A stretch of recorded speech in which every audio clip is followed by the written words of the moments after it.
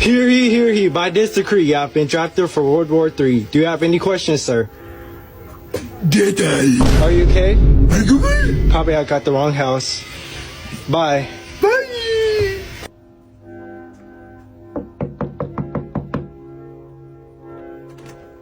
Can I help you? Good afternoon, this is the United States Army. We're looking for Daniel.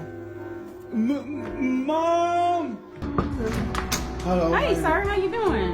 Hey, how you doing? You know, we're about to go to war, so I wanted you to look over No. these. Go. What are you talking about? Oh my God! Well, this is a brochure. It's going to tell you about everything that's going What you want me on. to do with that? I told you I was going to do.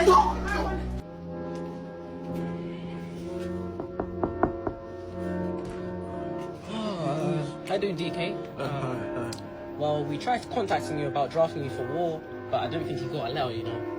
Yeah, I didn't. I can't even read and my legs are broken. I mean, your leg looks fine, mate. No, Standing up. it's not working. My legs aren't working, man. Well, that doesn't really matter.